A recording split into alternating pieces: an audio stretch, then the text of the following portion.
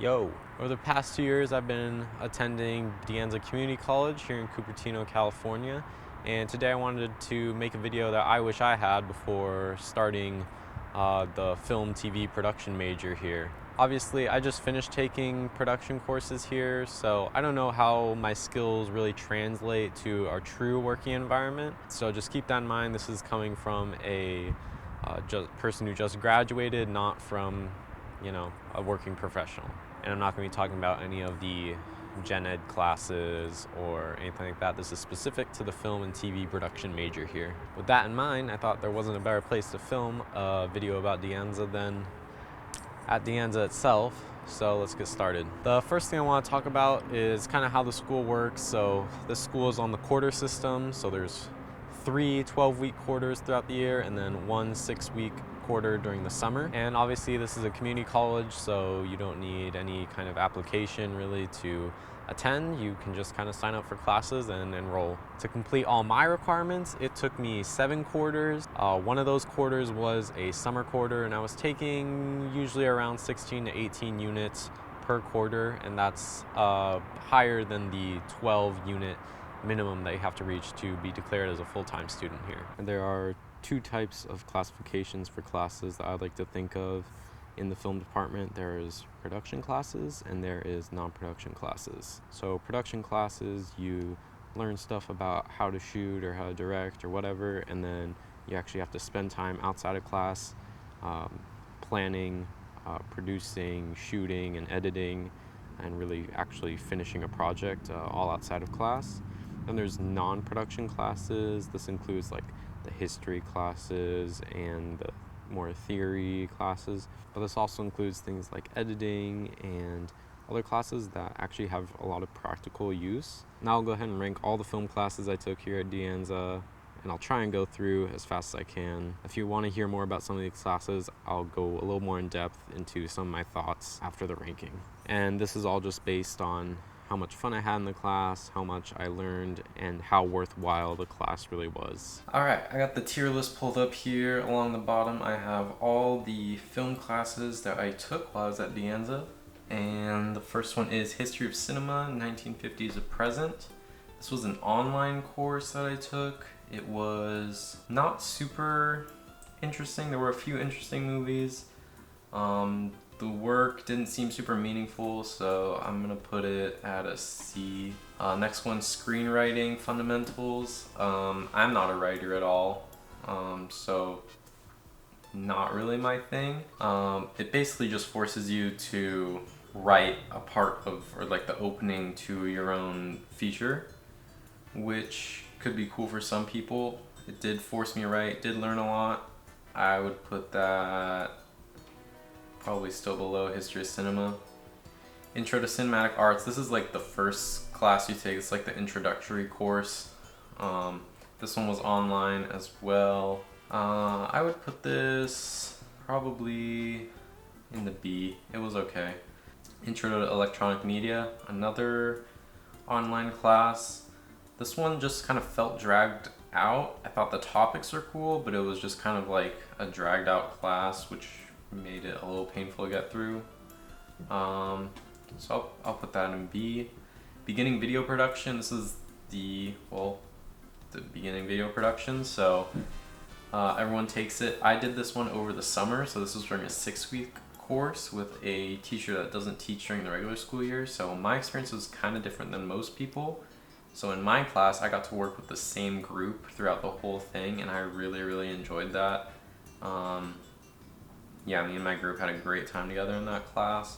So I would probably put this in the A tier. Beginning 16mm. I'll talk about this one more later, but the first half of the class is literally just focused in on getting together with your group. You only work with one group the whole time, and then you shoot a project on 16mm, which is really cool. The second half of the course isn't that great. It's a lot of, everyone just has to do a presentation, and the last few weeks are pretty just tiring as people are listening to people's presentations. But because of that first half, I would put this in the S tier. Nonlinear editing. This was an online course. I feel like I really didn't learn much in this class. I didn't really learn anything new, so I would probably put this in the D tier. Intro Film TV Directing. This one's a production course. You actually get to, shoot a few projects. The first part of it focuses a lot more on acting, and then the second part focuses more on this is kind of the most cinematography focused class almost, even though it's a directing class. I'll put that one in the A tier, below beginning. Lighting for film and TV. This one you also make a few projects in, and including a green screen project that I did. You get to work with a lot of lights and you learn a lot of great terminology. I think this was a pretty solid course. Put that at the top of A. Intermediate digital film production. This is kind of one of the most advanced production courses most people take. You make a few projects. This one felt a little rushed. I'll talk about some of its issues later, but I'll put this one right below lighting. Location recording and sound design. This one, I'm not much of a sound person, but I am happy I took this course. I think it was important for me to take. You get to work with the equipment, with the boom poles and the recorders. I feel like it's not quite as in-depth as it could have been. I'll go ahead and put that one at the top of B. Current practices. So this one's not a production course. This one was online. It was pretty much every week you get a recent interview that the teacher did with a working professional in different areas, whether that's a DP or a writer or a producer. You just get an interview with them and you just have to write a discussion about it. So the work was pretty easy and the interviews are super interesting. Honestly, this one will also go in the A. Beginning TV studio production. This one's great. This one you get to work around and try out every single position in a TV studio. So you get to operate the cameras, you get to direct, you get to run the soundboard, you get to run graphics, you get to do everything, and you get to come up with your own productions. Super fun. The groups are huge. I would also put this in the A. Probably put it above directing. Yeah, let's try about there. And then 16-35mm, so this one you get to use the 35mm camera. I'll talk about this one more later. But in this one I got to make some of my most proud work in, and you get a lot of time just outside class to make something that you're proud of. So I would also put this in the S tier. So yeah, most classes landing an A. I'd say that's pretty good. And there's my tier list of De Anza's film classes. Now I want to talk about some of the resources that De Anza provides to its students. At the bottom of the ATC building is the film and TV department. And down there is the equipment room. Now De Anza has spent a lot of money on their equipment in just the past year. Most of that money is put towards the camera department. So now the main cameras that you would be using in their high-level film classes are the FX3, the FX6, and there's also a couple FX9s. They also have their older FS7 Mark IIs, and if you're just starting out there, you'll probably be using the Lumix G7s. There's also a few other cameras and some film cameras that I might talk about later. For the most part, you'll be using Sony's FX line cameras. In terms of lenses, they have the cinema zooms as well as the anamorphics. There's also just some standard Sony native glass as well. I think this selection is pretty strong, but you really are missing focal lengths on the wide, on the extreme wide and the extreme tight end of things, which limits the kinds of shots that you can really dream up. And instead of the cinema zooms that they went with, I wish they went with something like the Laowa Rangers. You do have access to Atomos recorders to record ProRes and ProRes RAW. They are fully loaded with all the licenses. You also use Mars 4K wireless transmission, and if you are focus pulling, you use the Nucleus M's, which are pretty solid. For lighting, you usually start out with the Ari Fresnels that go up to 650s, but the main fixtures I like to use are the Aperture 300X, the Sky Panel S30, and the Quasar Science tubes. The audio equipment is really strong. There is the MixPre 6s, Zoom F4s, and H4Ns for recorders, lots of Sennheiser 416s and MKE 600s. There's also Sennheiser Labs like the one I'm using now. There's also some nice integrated boom poles, just really solid audio kit. So in general, I think that the audio equipment is really strong, and seeing that the school has invested so much money into it shows that they know they have a good program and they want to invest more in it and want it to grow more, so that's really good to see. And even though the selection here is pretty much as good as it gets in the Bay Area, I do have a few suggestions that could make it pretty much ideal. First is rigging accessories. The school has all the big ticket items to make a really good functional camera rig, but they're just missing out on little like cages, mounting brackets, and magic arms that make everything kind of go together. As of right now, all the camera rigs end up being really cumbersome and frustrating to use, just because not everything was built with, you know, combining all the parts really in mind. Second is camera support. They did get a few DJI RS3 Pros, which are great, but the only other way to move a camera around is either on a big jib that is hard to take to location, or on a floor dolly. And also the tripods that they use are these Manfrotto ones that really aren't up to the task with these larger cameras and batteries now. And with the RS3 Pros, the only thing you can really put on them is either a FX3 or an FX6 with a small lens on it. You can't use any of the cinema glass and focus pullers with it, just because they don't have things like the ring and stuff like that to mount the battery and transmitter in other places. So there really isn't an easy way to move around a camera with the cinema lens right now.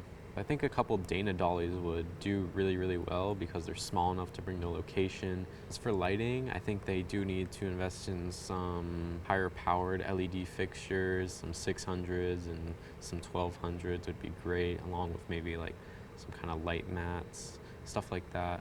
But even more than that is modifiers. The only Bowens modifiers they have right now are the aperture lanterns, and I'd really like to see things like spotlights and Fresnels. There aren't many ways to use diffused light, which I think is really important to be teaching in a lighting class. So right now there's only 2 6x6 frames to diffuse light. This is okay, but you would need larger sizes and just some regular T-bars to use indoors, along with a lot more negative fill. These things, again, aren't super expensive compared to the cameras that they were buying this year, but they would make a huge difference in the images I think that students could create. The most notable facility that the school has is, of course, the soundstage. You have overhead grid lights, and it's mostly comprised of a green screen on half of it, and then you have a choice between beige and black curtains on the other side. And it's a great space to practice.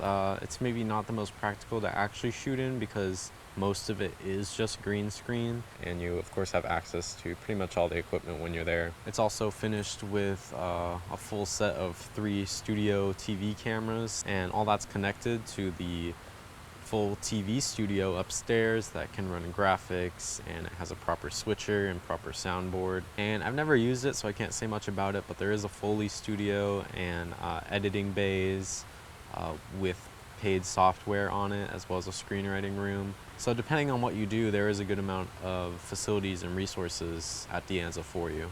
Okay, and that's pretty much the end of all the objective information I can give. The rest of this is just going to be my opinions and thoughts on the school. So I talked about how the 16 and 35mm classes were some of my favorites at De Anza, and I'll explain more about them now. So in the 16mm class, this is considered the beginning film class.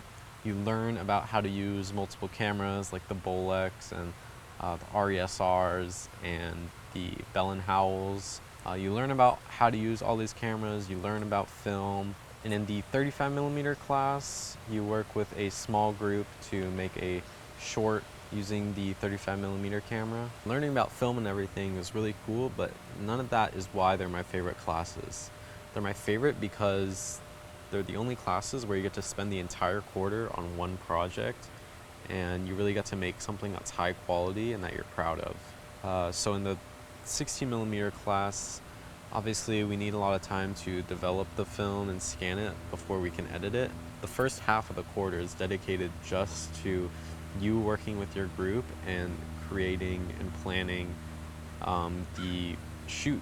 And this focus really leads to a lot of high quality work, and really meticulously going through the proper steps of making a film, all the paperwork and all the planning and shot listing and everything, it all gets done.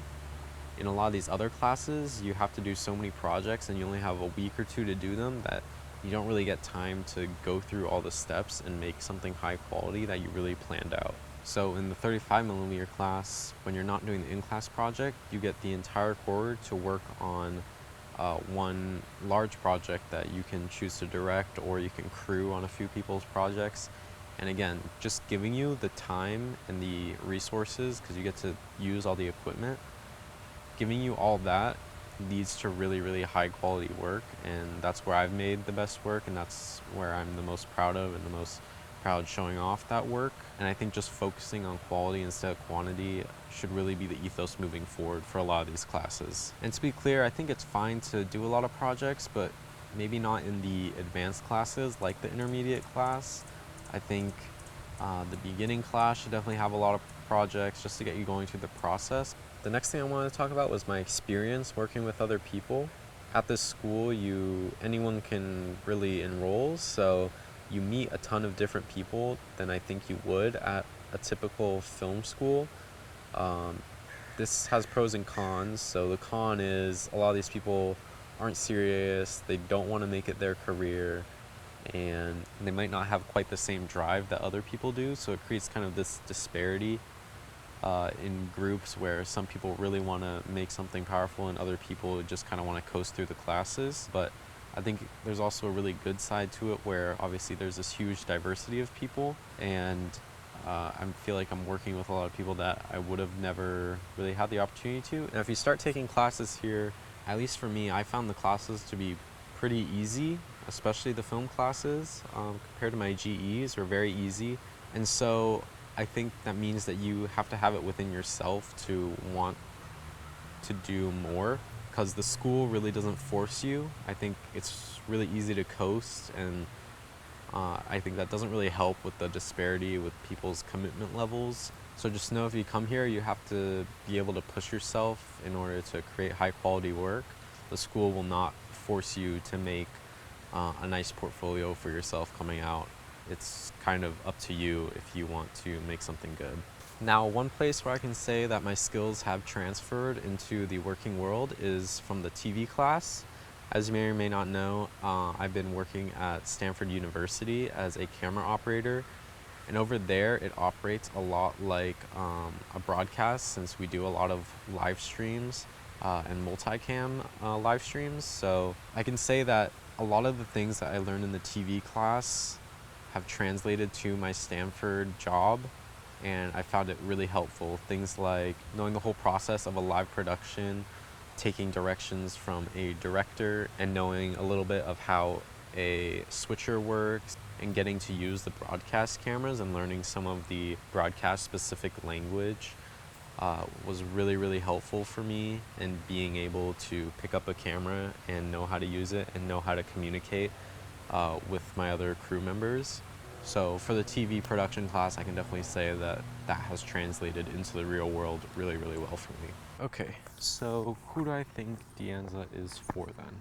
Well, if you live close by and you are unsure if you want to do film like I was, then I think this is pretty much a no-brainer. It's a low-risk way of seeing if this is something you want to pursue, because you're not committed for a certain amount of time, more than just one quarter, and it's very low cost compared to any other film school.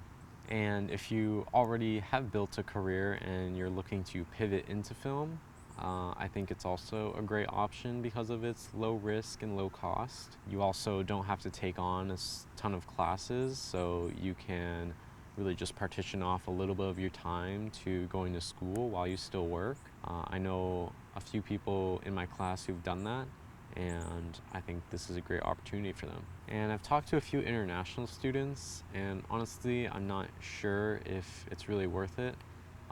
The price becomes really, really high. If you're a California resident, then it's essentially free to go here, but If you're international, it costs quite a bit, and then transferring out, it will be even more. If you are willing to bear the cost and you already know that it's going to be really expensive, then I think this is a really good way to get your foot in the door. And I will caveat all this by saying that I recommend you going here only if you are willing to push yourself far beyond what the class asks for you. Like I said, the classes are pretty easy, but I think if you want to make opportunities for yourself, you have to do it yourself.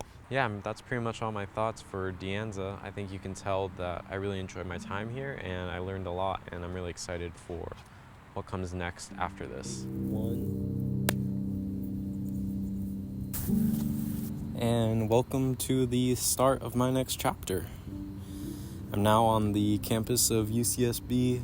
I'm less than a week before my first class here.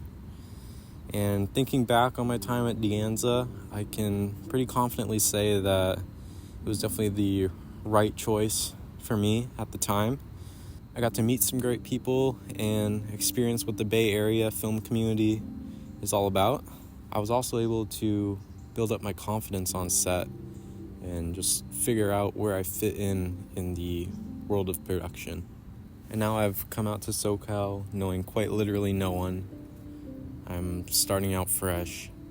My goal here is, one, of course, to get my degree in film and media studies, but I'm also wanting to find people that are just as enthusiastic and committed to this whole film thing as me. I'm also eager to get on more sets and learn the art of film through some really talented people here. Of course, I'll continue to document more of what I learn and what I make during my time here. And who knows, maybe in a couple years I'll have a video just like this one reviewing this place. That's all I got for now.